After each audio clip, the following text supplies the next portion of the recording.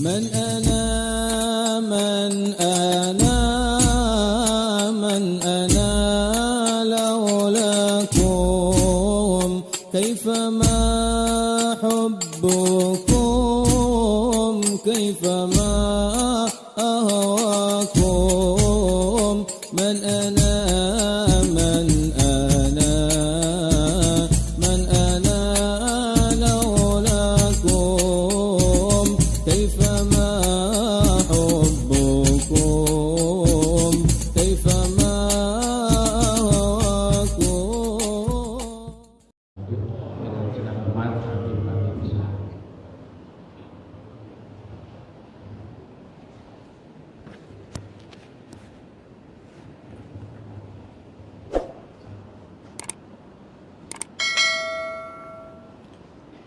Bismillah, alhamdulillah, wassalatu wassalamu ala rasulillah Sayyidina Muhammad ibn Abdullah wa ala alihi wa sahbihi wa man walah. Allahumma salli ala nuril anwar wa sirril asrar tiryakil aghyar wa miftahi babil yasar Sayyidina Muhammadin al-mukhtar wa alihi al-athhar wa ashabihi al-akhyar adada ni'amillahi wa ifdalih. Kita sampai di Qul a'udzu birabbil falaq min syarri ma khalaq wa min syarri ghasiqin idza waqab wa min syarri naffasati fil 'uqad min syarri hasidin idza hasad. Sudah kita bahas ya? Sudah ya? Berarti kita masuk An-Nas ya. Masuk ke An-Nas.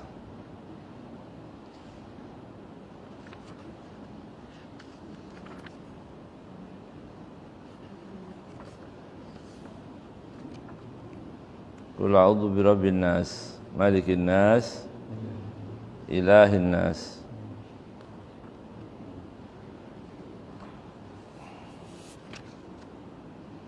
Saya baca An-Nas tadi panjang dia. Qul a'udzu birabbil falaq.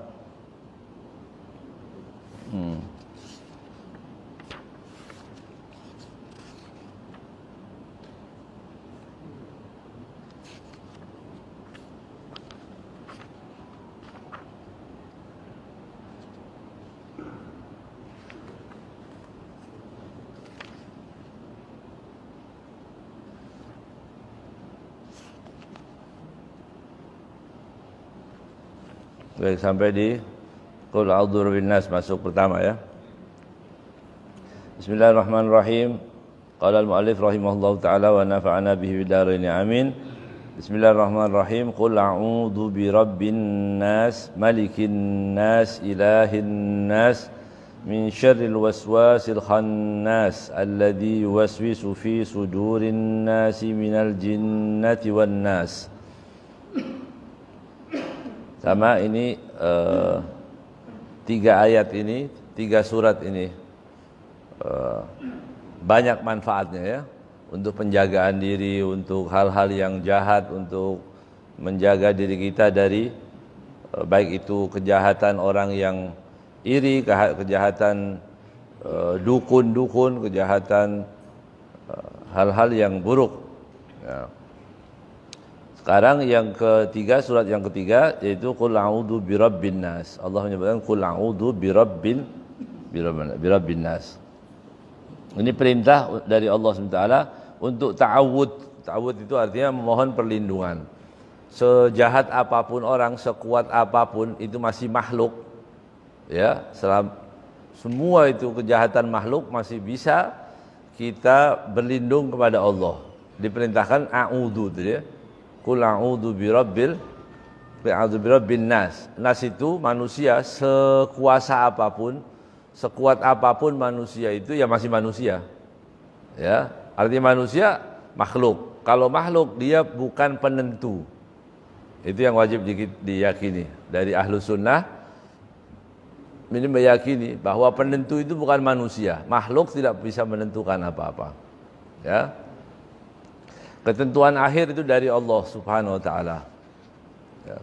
Jadi manusia sekaya apapun dia makhluk. Dia tidak bisa membelanjakan uangnya semaunya. Karena dia makhluk. Ya. Dia kuat, tidak bisa kekuatannya mau dipakai apapun. Ada waktu-waktu tertentu dia makhluk, dia harus mengakui kalau dia lemah. Ya.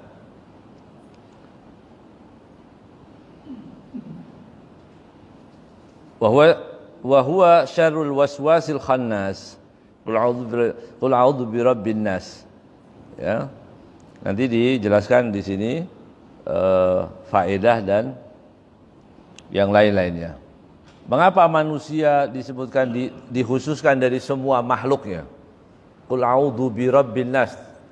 Ya. Karena manusia pertama, manusia itu mempunyai sifat lemah aslinya. Asli manusia itu lemah, enggak kuat. Ya. Mau tahu bagaimana? Lahir. Bayi itu dilahirkan kuat atau lemah? Lemah. Bayi itu dilahirkan nggak bisa apa-apa dia. Ya. Bahkan 9 bulan di dalam perut dia, subhanallah. Dia benar-benar dia tawakal. Yang ngasih makan siapa itu di dalam, yang ngurus siapa itu? Ya, bayi dalam perut. Itu siapa yang ngurus itu? Ya, Masya Allah. Allah yang mengurus ya. Ibu kan cuma dititipin aja tempatnya itu. Ya, titipin. Di dalam bagaimana keadaan? Ada yang pernah ingat bagaimana dulu di alam itu? Ya, enggak ingat kita. Makanya kalau dikatakan, kalau doa yang kita baca itu, Allahumma anta rabbi, la ilaha illa anta khalaqtani, wa ana abduka, wa ana ala ahdika wa wa'dika mastata'tu. Jadi kita pernah janji di alam ruh kepada Allah untuk beriman ketika kita nanti sampai di dunia. Kita pernah berjanji kepada Allah. Mau jadi orang baik, ya, mau jadi orang yang benar, mau taat kepada Allah, taat kepada perintah-perintahnya, itu di alam ruh kita pernah janji. Orang bertanya, saya nggak ingat pernah janji, ya. Pernah ingat nggak itu di alam ruh? Sifat asli manusia itu lupa. Al-insan, katanya. Kenapa orang disebut nama insan? Likasrati nisyanih, karena banyak lupanya manusia itu. Namanya insan. Iya. Insan itu diambil dari kalimat nisyan. Nisyan artinya lupa. Summiyal insanu insanan likasrati nisyanih, katanya. Manusia itu dikasih nama, diberi nama insan itu karena banyak lupa. Ya. Jadi lupa manusia. Lupa janji yang di alam ruh sana. Membuktikan bagaimana dia lupa di alam ruh? Memang dia lupa, nggak ingat sama sekali. Rupa kita, lupanya manusia itu, ya, tidak bisa menjadi hujjah. Dia bilang saya lupa. Loh, jangankan yang di alam ruh, di perut aja lupa kita. Iya kan? Kalau lebih dekat ini, diingat-ingat dulu. Gimana sih kondisi perut ibu waktu itu? Nggak lupa manusia. Jadi lupa itu belum tentu tidak ada. Ya, bukan nggak ada, sudah pernah terjadi. Maka lupa itu tadi sifat manusia, sangat manusiawi. Ya, lupa janji manusia itu. Ya, lupa janji, lupa apa lagi? Lupa keluarga, lupa istri, lupa suami. Ya, lupa gaji, jarang lupa gaji. Ya, lupa utang. Lupa itu manusia. Maka disebut namanya nisyan, insan, ya. Subhanallah. Maka Allah ingatkan, Allahumma anta rabbi, la ilaha illa anta khalaqtani, wa ana abduka, wa ana ala ahdika wa wa'dika mastata'tu. Aku berjanji benar di alam ruh, aku pernah berjanji, tapi mastata'tu. Aku ini akan melakukan itu semua janjiku, mastata'tu, semampuku, gitu ya. Mastata'tu.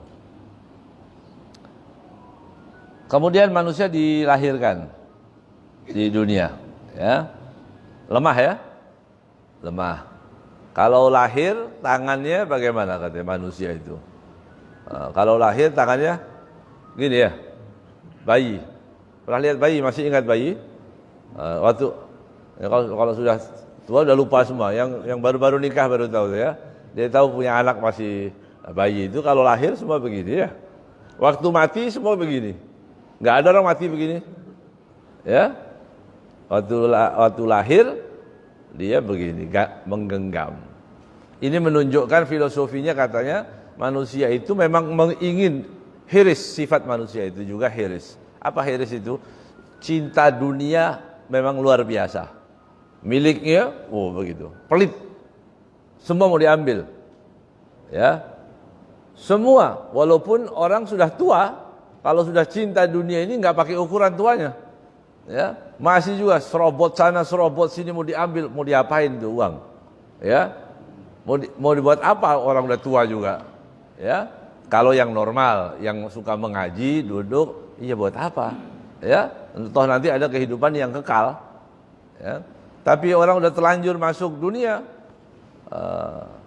ya, kalau cinta suka wanita itu ada batasnya. Kalau udah tua mulai loyo, udah berhenti dia. Ya. Tapi kalau dunia nggak ada loyonya. Ya, orang cinta dunia itu nggak ada loyonya. Sampai kapanpun dia masih semangat. Ya. Begitu mati dia begini. Ya, seolah-olah dia mengatakan, aku ini keluar dari dunia nggak bawa apa-apa lagi. Gitu ya. Kalau ini lahir begini, dia mau ambil semua. Dunia waktu keluar dari dunia tangannya begini, nggak ada ATM, ya, nggak ada surat rumah, nggak ada sertifikat, semua kekayaan semua nggak ada satupun, ya, kunci mobil nggak ada, semua nggak ada semua. Kharajtu minad dunya bila syai', seolah-olah dia keluar dari dunia tanpa apa-apa. Itu sifat manusia, ya, manusia. Wa khuliqal insanu, ciri manusia yang lain, ya. Apa manusia itu? Ajula. Sifat manusia ini juga ajula. Apa ajula? Terburu-buru, maunya cepat. Ya. Mau apa-apa maunya yang instan. Itu sifat manusia. Ya. Mau jadi orang alim maunya cepat. Mau belajar cepat. Mau apa-apa cepat. Ya. Naik mobil maunya ngebut. Ya. Naik motor maunya ngebut, cepat, semua cepat. Manusia itu yang sifat manusia. Ya.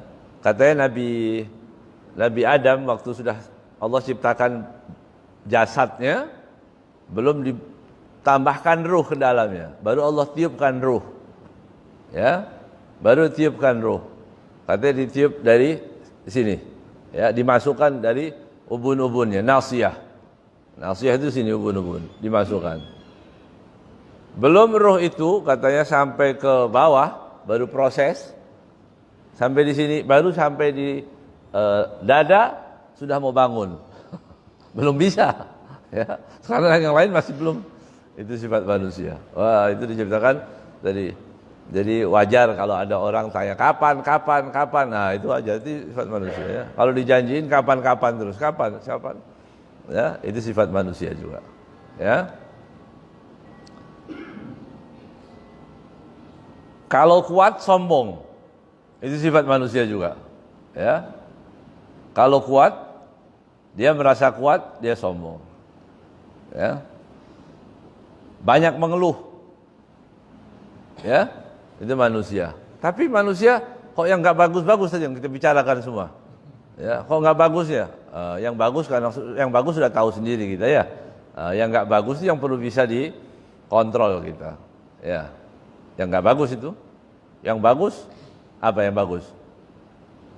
Peduli. Nah, itu sifat manusia yang bagus ya, peduli kepada orang, ya, peduli, mengajak orang kebaikan. Kemudian manusia terbagi menjadi dua dari dulu, baik buruk, ya, baik dan buruk. Nah, ini perlu kita jelaskan di sini, perlu kita jelaskan bahwa baik dan buruk itu ukurannya apa? Bagaimana kita mengukur ini baik atau buruk? Pakai akal, ya, atau pakai agama? Yang aman, yang pasti benar. Pakai agama, pakai nas namanya, pakai dalil, ya. Jadi rambu-rambu itu Allah yang sudah memberikan rambunya. Ini nggak boleh, ini boleh, nggak boleh. Berzina itu nggak boleh, sudah pakai akal-akalan, ya.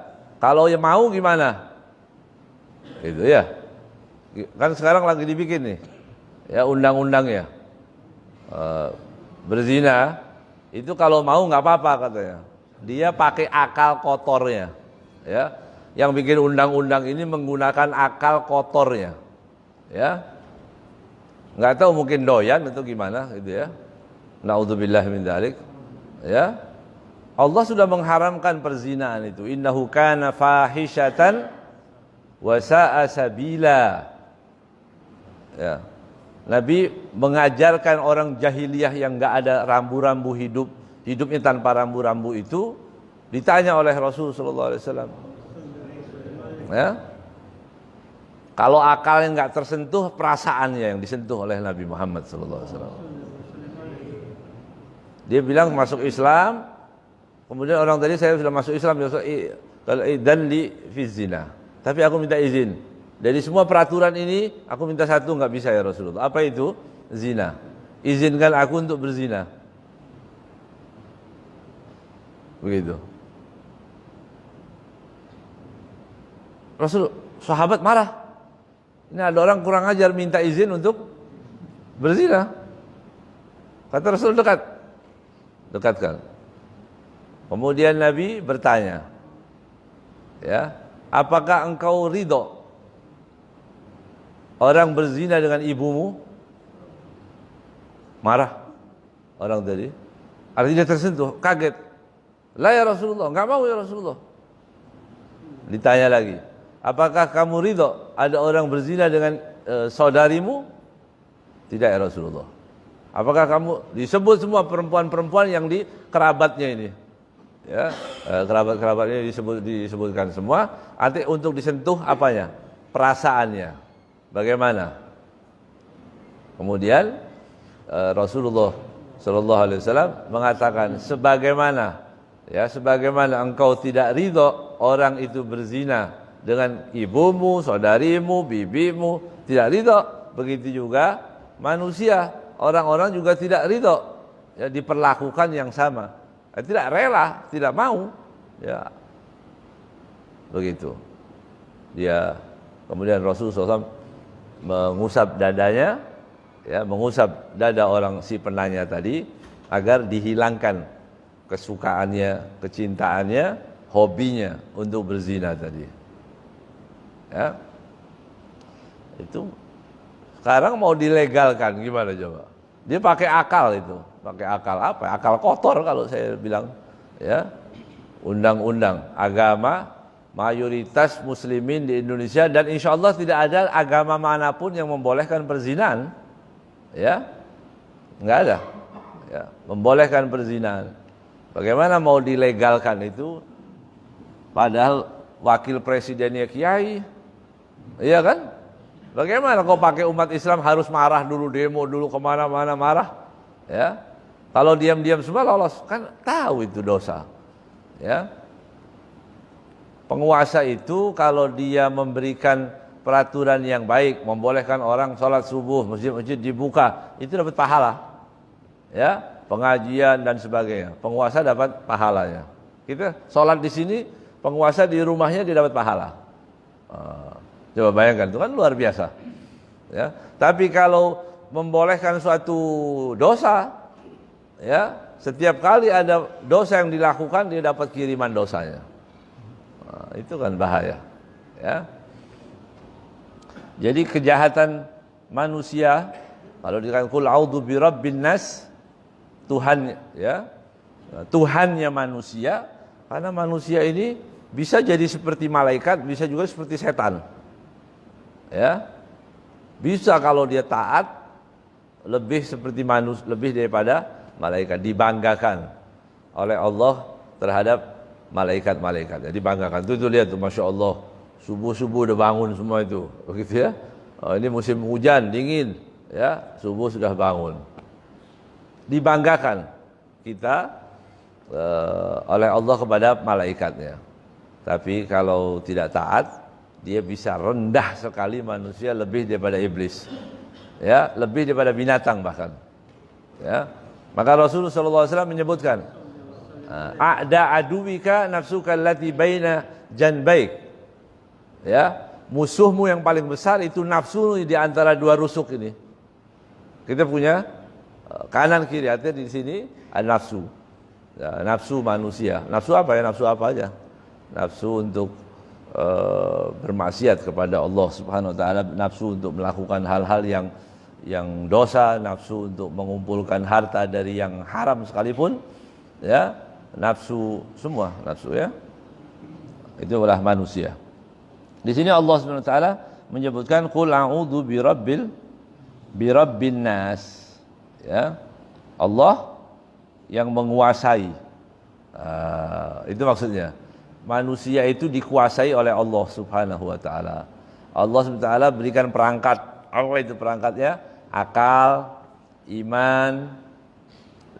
Jadi akal hanya dipakai sebagian untuk mencerna. Bagaimana itu akal itu? Mencerna apa? Mencerna sesuatu yang urusannya duniawi bisa. Ya, saya pantas nggak sih ngomong sama orang seperti itu? Kan itu kepantasan namanya, ya. Kenapa saya kalau ketemu tamu harus pakai baju? Misalnya gitu. Kenapa pakai baju? Itu kan akal itu semua, ya. Ya. Tapi dalam agama enggak semuanya ikut. Itu kepantasan akal itu, ya. Ini kasih minuman, misalnya begitu. Kan air-air juga. Kenapa nggak diambil ember itu, misalnya taruh di sini? Ya, atau gayung misalnya. Kenapa pakai gelas? Ini akal namanya. Ya, akal yang suruh taruh begini, kasih tutup. Ya, itu akal. Ya. Kalau ada acara pengajian, ustadz itu dikasih apa? Pisang, macam-macam itu padahal kan nggak pernah dimakan padahal. Ya. Gimana orang suruh ngomong di depan orang, ini suruh ceramah, assalamualaikum, depannya ada pisang, makan. Itu kan akal, ya. Akal itu. Masa kita ada ustaz sebentar sambil ceramah sambil dia makan begitu. Kan enggak enak dilihat, ya. Tapi kenapa sudah tahu semua ustaz enggak ada yang makan? Ya, tapi ditaruh juga. Itu akal namanya. Maksudnya akal benar atau enggak benar itu? Hah? Bisa diperdebatkan itu. Ya, mulai sekarang boleh berdebat. Ya. Nah, buat apa? Kasih pisang, kasih jeruk, kasih macam-macam. Ada apel, ya, apelnya nggak pakai pisau, terus gimana mau dimakan depan orang juga? Tapi kepantasan aja, ya, pantas kayaknya biar kelihatan apa ya, penghormatan atau biar nggak kosong lah itu, ya. Itu akal namanya. Boleh, nggak apa-apa. Satu bilang nggak masuk akal, daripada kita beli makanan nggak dimakan, ya udah beli aja apel yang dari plastik itu, ya, anggur lebih bagus itu, nanti setiap ada acara pinjemin itu orang, kan sama-sama nggak dimakan juga, ya, itu pakai akal namanya, ya. Akal itu boleh masuk ke ranah itu nggak masalah, ya, muamalat, kepantasan, kelayakan kepada orang. Saya ngomong begini. Ini orang tersakiti nggak ya kalau saya ngomong terlalu begini? Oh, ini bagaimana? Itu semua pakai akal. Akal ada batasan di situ. Akal tidak boleh masuk ke urusan yang ghaibi. Apa ghaibi itu? Metafisika. Ghaib yang sesuatu yang di akhirat. Kejadian di akhirat nanti mati gimana? Kok pakai akal? Nggak mampu. Ya, yang ada jadi gila nanti. Ya, orang ngurusin dalil-dalil yang sudah harus dipercaya mau diakal-akalin. Kan lagi musim ini, ya, kiai yang lagi nyeleneh itu, ya, namanya Pak Sakur, saya sebutkan namanya biar tahu, ya. Di YouTube-nya banyak ngajak orang luar biasa, naudzubillah min dzalik, ya, naudzubillah min dzalik. Agama Islam itu tidak akan sempurna, kan kurang ajar ngomong begini. Allah sudah menyebutkan al-yauma akmaltu lakum dinakum. Katanya dia belum sempurna agama itu. Dan Islam itu nggak akan sempurna. Dia cerita bohong, cerita tentang tadi belum lagi masalah akhirat. Ya, kalau artinya potong tangan, bukan potong tangan, alhasil ya Allah, serem, Pak. Ya, mudah-mudahan kita nggak suka aja, ya, gitu, ya. Kalau kita mulai suka dan kagum itu yang bahaya. Itu tertarik akal. Jadi apa yang saya maksudkan di sini? Akal itu hanya bisa mencerna urusan ini. Duniawi, boleh. Ya, kita bikin masjid supaya bagus, dikasih AC, ini semua akal semuanya. Tapi dalam urusan agama yang ghaibi, ya, urusan-urusan yang gaib itu nggak boleh pakai akal-akalan. Ya, kalau sudah ada nas yang jelas, perintah Allah, sholat subuh 2 rakaat, ya nggak usah pakai akal-akalan. Tapi kan musim hujan sekarang, maksudnya gitu. Korting 1 lagi, supaya jadi 1, gitu. Nggak bisa, nggak masuk gitu ya, nggak masuk. Dan akal manusia, jangankan akal manusia sesama manusia ini bisa berselisih, ya. Akal manusia ini berselisih. Makanya yang taat kepada Allah, dia hanya pasrah saja. Makanya Islam istislam, apa artinya? Tunduk, patuh dengan apa yang diperintahkan. Nah, orang sekarang mau pakai akal-akalan, iya, mau pakai akal-akalan, akhirnya rusak ini semua agama jadi berantakan. Ya, seperti yang ada saat ini, naudzubillah. Ya, kita mengkhawatirkan hal-hal ini seperti ini kalau nggak dijawab, alhamdulillah banyak yang menjawab ya, para ulama juga banyak yang menjawab ini. Kalau nggak terjawab, itu banyak orang tersesat nanti. Ya, jangan dikira orang-orang yang begitu inna minal bayani la sihr. Ya, inna minal bayan la sihr. Sebagian retorika orang itu, keterangan orang itu seperti sihir. Orang bisa manggut-manggut, ya. Itu di zaman Nabi pun sudah ada ya. Zaman Nabi juga sudah ada. Zaman Sayyidina Umar juga sudah ada. Di zaman berikutnya orang mau pakai akal-akalan itu. Apa yang ditanya? Orang bertemu dengan seseorang, kemudian ditanya begini. Kambing yang disembelih oleh Muhammad sallallahu alaihi wasallam dan sahabatnya boleh dimakan. Boleh halal kan, dipotong, boleh dimakan. Kan yang dimatikan, dianggap mereka ini dia pakai akal, yang menyembelih itu yang mematikan. Ya. Yang menyembelih yang mematikan. Kalau dia disembelih berarti dagingnya boleh dimakan karena yang menyembelih orang Islam. Begitu kan?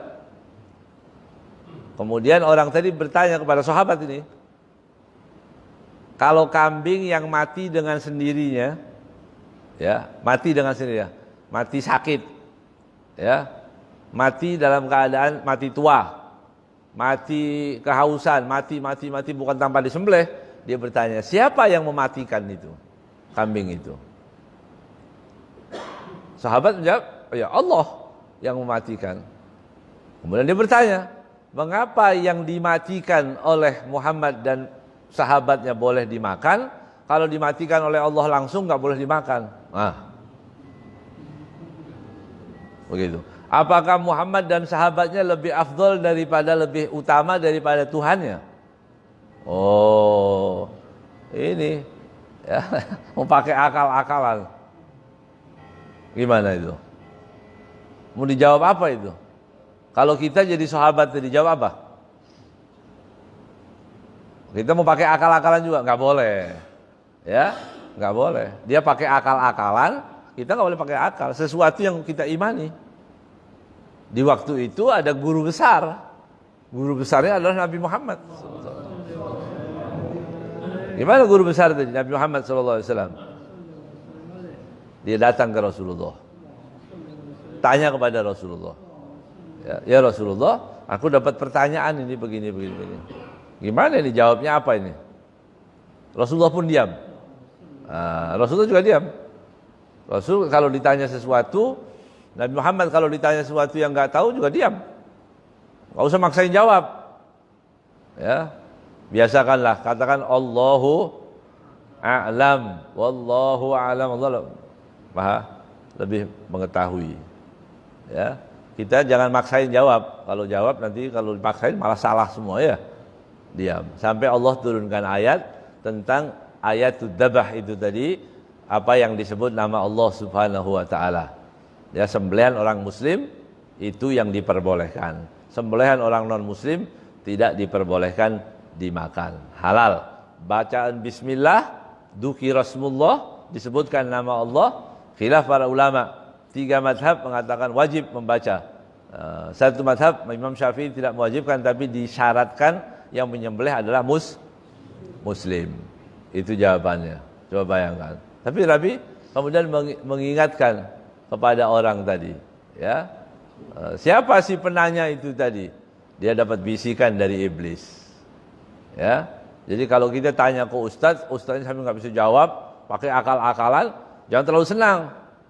Berarti orang ini sering dapat bisikan dari iblis, dari setan. Di mana tempatnya? Di kamar mandi sambil ngerokok. Dia ngerokok begini, iblis tanyain itu ya. Dia senang.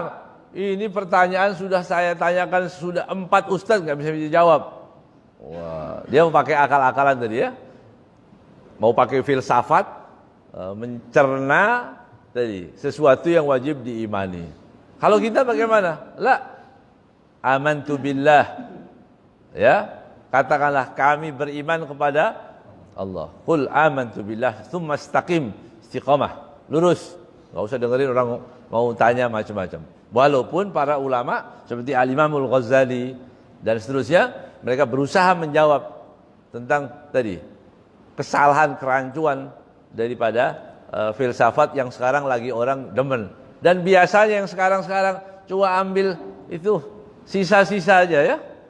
Sisa-sisa pendapat orang-orang filosofi yang lama yang sudah terkubur baru dibongkar-bongkar, dicari, kemudian ditanyakan orang, disampaikan ke orang-orang, heran semua. Wah, hebat nih. Ya. Kalau ada yang surah bicara masalah filsafat tentang politik, filsafat, ya biarin, itu nggak ada urusan dengan agama, nggak masalah. Iya. Filsafat tentang politik, orang banyak yang dikagumi orang itu, dia ngomong begitu ya. Itu nggak ada urusan dengan agama. Nggak ada masalah itu ya. Tapi kalau agama, perintah-perintah agama nggak mampu. Manusia, akal manusia ini terbatas. Ya. Jadi ada 2 sifat dari manusia ya. Apa itu? Baiknya dan buruknya. Nah, manusia diwajibkan, kalau Islam, Muslim itu kewajiban apa? Pasrah, tunduk. Maka Allah SWT menyebutkan dalam Al-Quran, fala wa rabbika la yu'minun. Fala wa rabbika la yu'minun. Demi Tuhanmu la yu'minun. Mereka tidak beriman. Siapa? Hatta yuhaqqimuka fima syajara bainahum. Sehingga mereka bertahkim, menjadikan hakim tunggal dari setiap masalah kehidupan problem manusia adalah Nabi Muhammad sallallahu alaihi wasallam. Hatta yuhaqqimuka fima syajara bainahum, sehingga kalau ada perselisihan apapun harus dikembalikan kepada Nabi Muhammad sallallahu alaihi wasallam. Kata Allah, ini menafikan iman ya. La yu'minun. Mereka tidak beriman, sehingga mereka mengembalikan semua problem masalah kehidupan itu kepada Nabi Muhammad sallallahu alaihi wasallam. Ada orang mengatakan, saya Islam tapi saya enggak mau syariat. Islam enggak mau syariat. Ya setengah Islam namanya. Ya. Setengah. Kok enggak mau syariat? Syariat itu kan Al-Qur'an dan hadis. Maka Allah mengatakan la yu'minun. Mereka tidak beriman. Hatta yuhaqimuka fima syajara bainahum, sehingga mereka bertahkim kepadamu Muhammad sallallahu alaihi wasallam fima syajara bainahum, apapun yang terjadi perselisihan di antara mereka. Tsumma la yajidu fi anfusihim harajan mimma qadaita.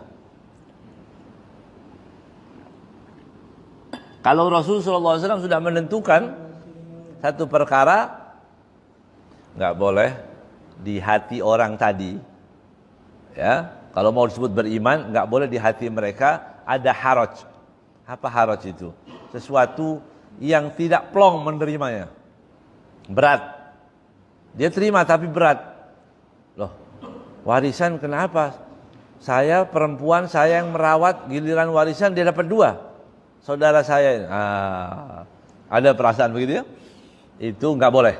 Itu juga menafikan iman. Ya, menafikan kesempurnaan iman. Jadi bagaimana iman itu tadi disebutkan? Dia harus pasrah, tunduk dengan apa yang dibawa oleh Nabi Muhammad sallallahu alaihi wasallam.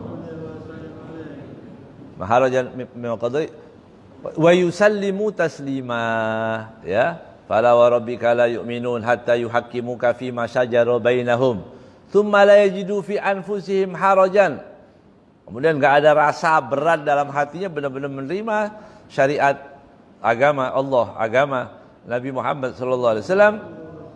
Baru akhirnya wa yusallimu taslima, dia pasrah 100% dengan apa yang dibawa oleh Rasulullah. Itu ya. Mau jadi orang yang beriman yang baik, ya kita harus percaya semuanya. Enggak boleh sebagian. Ya, tidak boleh mengambil sebagian. Nih zaman sekarang luar biasa. Kalau cocok agama cocok diambil. Yang enggak cocok dibuang, diakal-akali. Begitu ya. Dia coba-coba pakai akal mencerna. Dan yang paling fatal lagi, kata Imam Syafi'i radhiyallahu taala anhu, jangan coba-coba menafsirkan Al-Qur'an kalau tidak bisa bahasa Arab. Itu kerusakan pertama dari tadi. Ya, orang pakai terjemah, ini maksudnya kacau sudah ya. Dia tidak akan bisa. Bahasa Arab yang bagaimana maksudnya? Apa semua orang Arab bisa menafsirkan? Enggak bisa juga. Bahasa Arab yang benar-benar fusha, tata bahasa, dia harus mengerti nahwu, dia mengerti balaghah, dia mengerti alat-alat itu semua. Ya. Jadi kalau terjemahan mau diartikan kacau. Ya. Karena yang terjemahkan dengan bahasa asli itu beda. Kita hanya berusaha memahami maknanya begitu, tapi mendalami tidak mungkin, kata Imam Syafi'i, tidak mungkin. Dan ini terjadi, orang-orang mulai menerjemahkan Al-Qur'an, artinya menerjemahkan, memahami, mencerna pakai tadi ya. Waktu masuknya filosof masuk ke dunia Arab ini di zaman Abbasiyah, itu orang banyak terpengaruh. Pemahaman tadi penulis orang-orang seperti Aristoteles yang masuk ke dunia, bahkan masuk ke Abbasiyah. Ya. Orang-orang takut mempelajari filsafat, malah orang-orang Arab waktu itu senang mengambil, menerjemahkan semua. Akhirnya dia pakai akal, timbullah namanya Mu'tazilah itu ya. Mu'tazilah itu campur antara tadi nas yang jelas tapi dicerna dengan akalnya. Itu mulai ada perpaduan antara itu. Dan waktu itu umat Islam semua bangkit untuk meluruskan pemahaman seperti ini tadi. Jadi manusia ini lemah, manusia ini terbatas ilmunya, akalnya juga terbatas, waktunya juga terbatas, hidupnya terbatas. Ya, kekuatannya terbatas, semuanya terbatas. Kalau hidupnya saja terbatas, apalagi kekuasaannya. Ya. Jadi lemah, dilahirkan dalam keadaan tadi bayi yang lemah sampai tua, beranjak kembali ke posisi seperti bayi lagi, ya. Kalau di surat Yasin gimana? Wa nunaqisu fil khalqi. Apa sebenarnya? Wa nunaqisu fil khalq. Dikembalikan seperti tua. Kembalikan seperti tua, bayi kecil, lemah, kuat, semakin kuat. Puncak kekuatan 35 itu sampai segitulah kekuatan manusia ya. Dari situ menurun lagi dalam manusia lemah. Ya. Kemudian manusia ini tadi tidak bisa melindungi dirinya. Ya, manusia bisa nggak melindungi dirinya? 100% nggak bisa manusia. Kapan manusia paling lemah? Kondisi apa manusia paling lemah itu? Tidur. Orang tidur itu lihat, nggak bisa apa-apa dia. Mau diapain semua orang bisa dia kalau tidur. Apalagi yang pules tidurnya, yang dibangunin susah. Sholat, subuh. Itu dicuri motornya bisa. Iya, kalau banyak ngambil itu waktu subuh biasanya pencuri itu. Mau dicuri bisa, mau diapa-apain bisa. Ya. Makanya dikatakan begini. Waktu manusia, ini manusia ya. Waktu kita punya panca indera 5 itu aktif semuanya. Bisa nggak kita digoda setan? Hah? Kan kita punya ini ya. Waktu kita jaga gini, bisa nggak digoda setan? Kayaknya kayak belum nyambung semuanya. Ya? Coba ngulang lagi, ngulang. Ya, coba begini dulu biar sadar. Ya, oke. Kita ini dalam keadaan kita panca indera kita aktif semua, bisa tidak digoda oleh setan? Bisa ya? Oh bisa, alhamdulillah. Arti bisa ya? Bisa. Gimana cara setan menggoda kita? Hah? Kapan merasa tergoda? Kapan kita merasa tergoda oleh setan? Kalau ada orang pakai baju nggak lengkap, misalnya begitu ya. Laki-laki melihat, padahal itu tahu haram ya. Tergoda ya, tergoda. Pulang dari masjid bisa tergoda. Ya, masih bawa sejadah di sini bisa tergoda. Iya, lemah nggak manusia gitu? Padahal dikasih alat itu, alatnya 5. Panca indera itu. Tambah dalil, hadis, macam-macam. Bisa tergoda ya? Tergoda. Ada orang untuk menduduki satu jabatan, dia harus kuliah dulu. Sekolah sampai S3. Baru boleh duduk di situ. Enggak doktor, enggak boleh itu. Iya. Ada jabatan-jabatan yang enggak boleh diisi kecuali doktor. Sarjana. Misalnya. Begitu. Kan berilmu dia. Dia berilmu. Bisa nggak korupsi?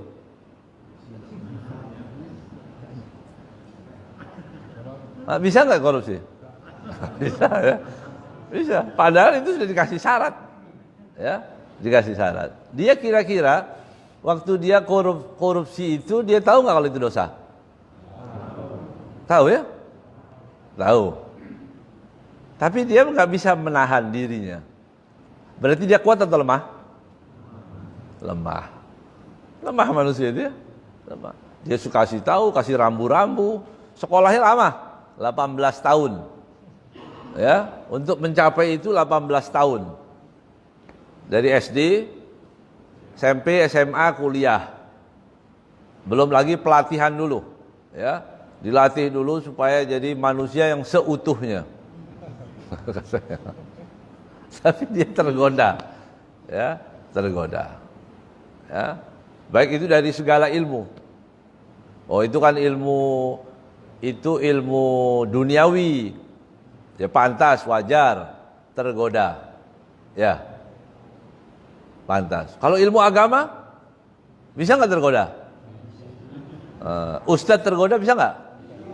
Bisa.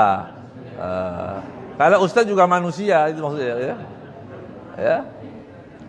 Kiai, ulama bisa tergoda nggak? Bisa. Lemah ya berarti manusia ya. Itu yang saya maksudkan. Ini disebutkan di sini betapa lemahnya manusia.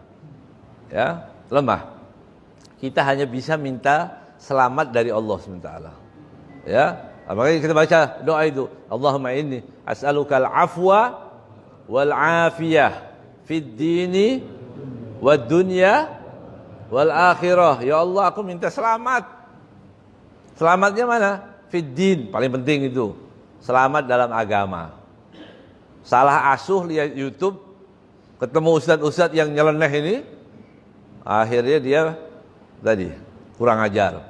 Ya, menyalahkan Abu Hurairah, menyalahkan Imam Muslim, menyalahkan Imam Bukhari yang begitu besar jasanya terhadap Islam.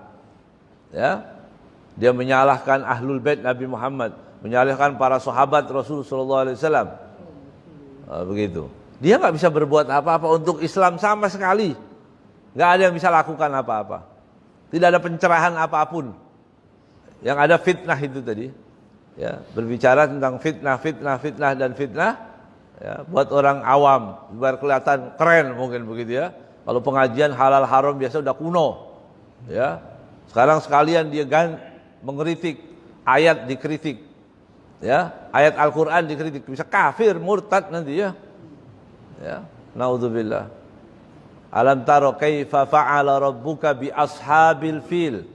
Kan itu ayat itu yang mengatakan. Alam taro kaifa fa'ala. Tidakkah engkau melihat bagaimana Allah memperlakukan ashabil fil? Ashabul fil itu siapa? Abrahah yang datang ingin menghancurkan Ka'bah pakai fil, pakai gajah. Ditanya, ngapain perang kok bawa fil? Kok bawa gajah? Coba bayangkan itu. Itu ayat. Jadi keinginan hal-hal yang seperti ini dilemparkan ke orang awam yang mendengarkannya udah terlanjur senang, dianggap ini paling alim. Begitu kan? Dia enggak pergi jauh, enggak lihat ulama yang lain, dia taunya cuma ulama itu yang dia dapati, masuk akal, yang dia dasarnya enggak belajar, manggut-manggut. Iya ya, masa perang bawa gajah? Gajah itu kan enggak lincah. Ya. Kalau mau lincah biar diinjak dulu sama gajah biar ya. Nanti bisa tahu lincahnya itu ya. Kan Allah yang mengatakan alam taro kaifa fa'ala rabbuka bi ashabil fil. Sekarang orang ditanya, berarti filnya enggak ada. Kalau filnya enggak ada berarti ayat itu enggak benar. Ya, gajahnya enggak ada. Kalau gajah benar berarti ayat itu apa maksudnya? Dia mau pakai akal-akalan lagi, pakai akal lagi. Ya, ini bahaya. Bahaya akal masuk ke urusan yang ghaibi, perintah Al-Quran, titah Rasul sallallahu alaihi wasallam. Obatnya hanya satu. Dan itu ditulis oleh Al-Imam Al-Hafidh Syekh Abdul Halim Mahmud dalam kitabnya Al-Islam wal Aql. Apabila orang yang suka menafsirkan Al-Quran semau-maunya, tafsir liar, saya sering sampaikan namanya tafsir liar atau tafsirnya liberal. Orang-orang liberal itu bagaimana caranya? Di zaman Sayyidina Umar ada orang yang seperti itu juga. Suka menafsirkan yang nas yang sudah jelas, dicari-cari supaya tafsirnya bebas. Terlepas dari kaidah-kaidah. Sayyidina Umar waktu melihat seperti itu, ada orang menafsirkan ayat semau-maunya, diambilkan kayu, ya. Pohon kurma itu rantingnya kurma, kan ada banyak pohonnya. Banyak ranting itu yang ada di buah kurma, diambil, dipukul kepalanya pakai itu, itu sembuh nanti. Ya, di zaman Sayyidina Umar itu, ya, ini hadis sahih ya, diambil, dipukul kepalanya, sembuh, keluar darah kotornya keluar, itu sembuh dia, nggak tafsir lagi. Ya, dan itu maksudnya bagaimana? Di situ itulah kepentingan pemerintah menjaga agama ini. Enggak boleh orang sembarangan, ada aturan-aturan. Ya. Ini Menteri Agama harusnya mengurus yang seperti itu supaya orang enggak liar. Ya. Bukan membiarkan perzinahan mau jadi halal. Naudzubillah. Nanti Allah turunkan bala ini. Naudzubillah min dzalik, nasallallahu alafiyah. Ya, mudah-mudahan Allah selamatkan kita. Mudah-mudahan Allah SWT bimbing kita ke jalan yang benar. Kita mengetahui bahwa kita ini manusia dan manusia itu terbatas ilmunya, terbatas kekuatannya. Kita hanya bisa selamat apabila kita berlindung kepada Allah. Itu maksudnya. Baru sampai situ kita ya. Qul a'udzu birabbin nas. Berlindunglah kepada Allah dari kejahatan semua orang-orang itu tadi, kejahatan setan, kejahatan macam-macam. Dari siapa?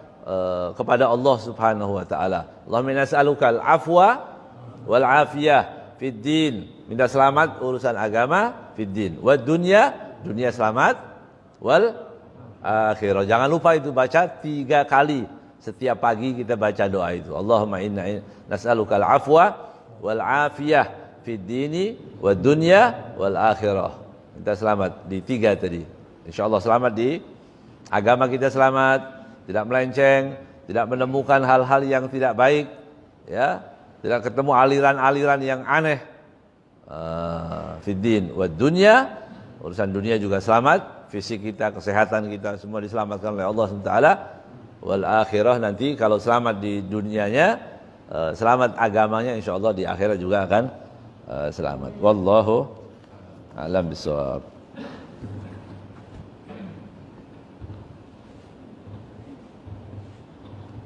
Baik, terima kasih atas ceramah pada pagi hari ini. Mudah-mudahan apa yang disampaikan akan menjadi keimanan kita lebih kebal lagi, iman kita lebih lurus, dan insya Allah Amin. Dan sebelum kita tutup, tentunya ada beberapa pertanyaan barangkali dari jamaah. Dipersilakan untuk menyampaikan pertanyaan. Silakan. Ya, Pak.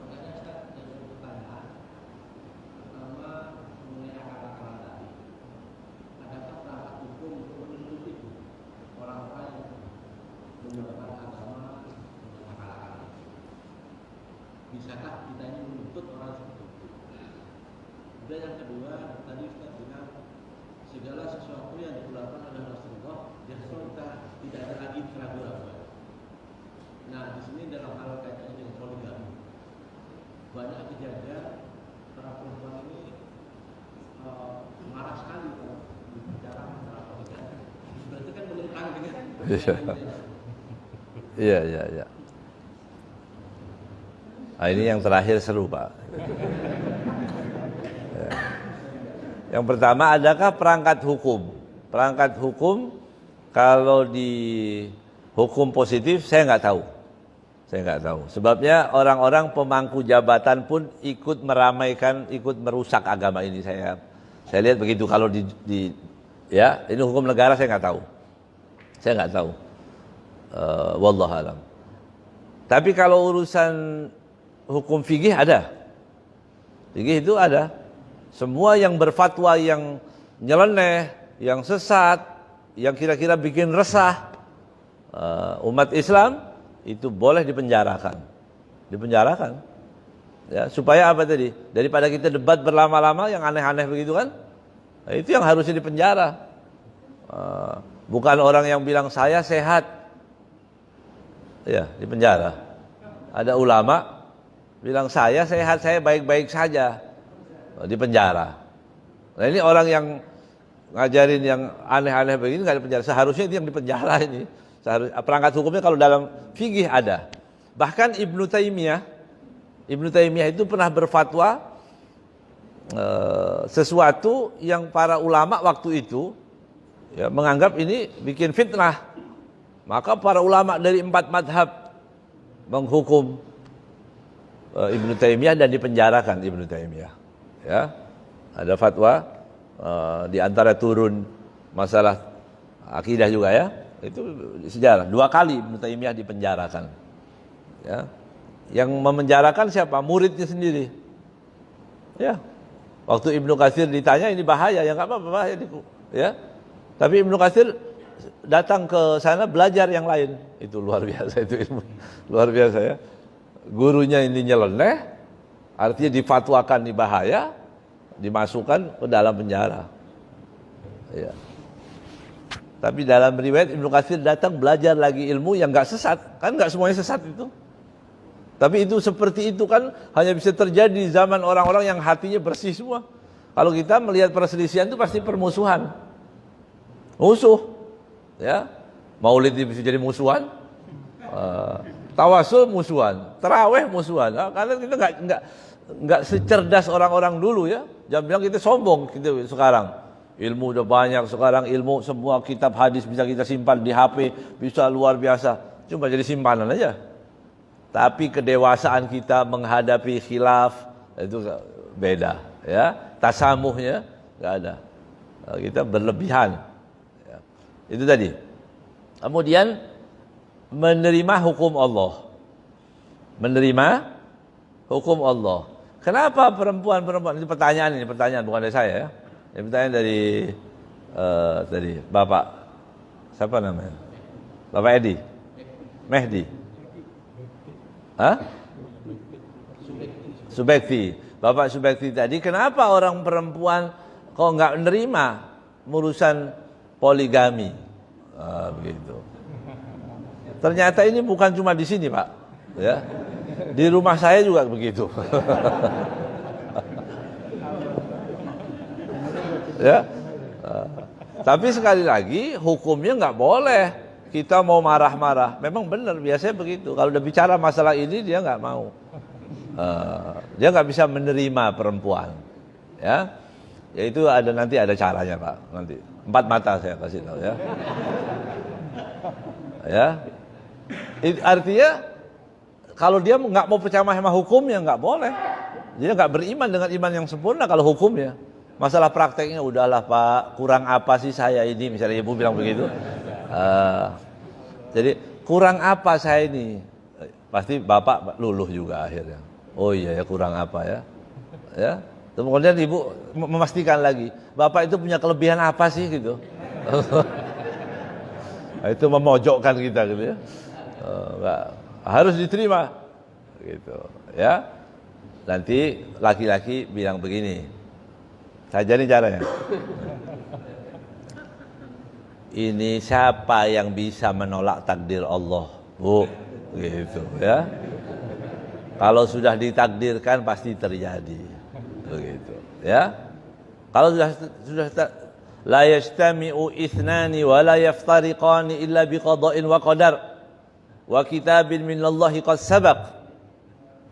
Ya, tidak ada laki-laki dan perempuan bersatu kecuali qada' qadarnya Allah. Dan sudah ditentukan, terima aja. Begitu. Gitu kira-kira. Nerima enggak kira-kira? Enggak mau. Itu teori aja ya, teori. Teori prakteknya ya tanggung sendiri-sendiri lah. Ya, tapi hukumnya nggak boleh kita bilang nggak boleh poligami. Seperti orang-orang tadi ya, orang-orang yang kesetanan itu atau setan yang keorangan, ya, itu yang mengatakan menolak hukum nggak boleh poligami, nggak boleh. Hukumnya nggak boleh, itu zaman dulu, sekarang udah nggak boleh itu Allah yang mengatakan, ya itu ayat Al-Quran, nggak boleh. Jadi ibu-ibu kalau nggak mau, nah itu ya tergantung gimana caranya, kawal ketat saja begitu ya, kawal ketat ya, supaya nggak bisa kemana-mana itu ya. Wallahu a'lam. Sudah ya, cukup. Oh satu lagi.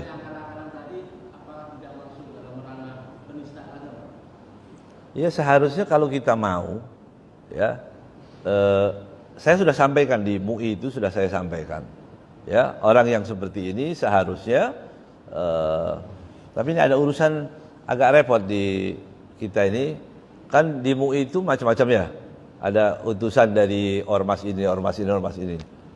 Sayangnya kalau dari ormas yang ini nanti dibela, walaupun sudah salah, kebiasaan yang nggak baiknya di situ. Oh ini ormasnya sama kita harus bela ini. Nah, begitu. Yang itu sayangnya begitu. Kalau saya setuju, ormas manapun, ya ulama itu kalau dia berbuat salah, dampaknya lebih dahsyat, iya kan? Kalau dia merusak luar biasa. Kalau orang sendiri dia rusak sendiri, orang bodoh, nggak punya pengaruh apa-apa. Tapi kalau ulama kan didengar orang, itu seharusnya bisa. Ya seharusnya bisa, ya dilaporkan, di penjara orang itu seharusnya begitu, ya di penjara sampai tobat. Udah tua juga, ya udah tua masa nggak tobat juga, ya. Jadi mudah-mudahan Allah selamatkan kita, ya. Kita baca doa, mudah-mudahan Allah SWT kembalikan itu pemikiran-pemikiran yang aneh-aneh itu, insya Allah kembali lagi diberi hidayah oleh Allah Subhanahu Wa Taala, ya. Kemudian untuk cari apa orang popularitas, ya buat apa orang populer dengan sesuatu yang tidak baik, ya omongan-omongan itu sudah menyebar kemana-mana dan jadi bias kemana-mana, tersimpan di mana-mana, ya ada orang yang mengagumi, dia akan tersesat dari omongannya. Maka dikatakan beruntunglah orang yang mati dan mati dosanya. Itu orang berbuat dosa untuk dirinya, mati dosanya juga mati habis. Tapi bahaya tadi pemikiran yang aneh, bikin tulisan atau ceramah-ceramah atau apa yang tadi yang jauh, yang menyimpang, setiap kali dibaca ada orang terpengaruh, dosanya tetap mengalir kepada dia. Naudzubillah min dzalik. Al-Fatihah. Allah yarhamna wa iyyakum rahmatan wasi'ah, rahmatal qulub wal julub, bijahi habil mahbub sallallahu alaihi wasallam. Wa anna Allah nas'aluka ya Allah al-afwa wal afiyah fid din wad dunya wal akhirah bijahi Nabi Muhammad sallallahu alaihi wasallam. Al-Fatihah.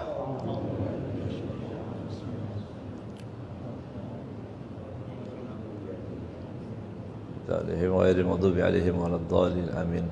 نسألك زيادة في الدين بركة في العمر صحة في الجسد سعة في الرزق وتوبة قبل الموت شهادة للموت مغفرة بعد الموت وعفوا للحساب وأمانا من العذاب ونصيبا من الجنة وارزقنا النظر إلى وجهك الكريم وصلى الله على سيدنا محمد وآله وصحبه وسلم الحمد لله رب العالمين.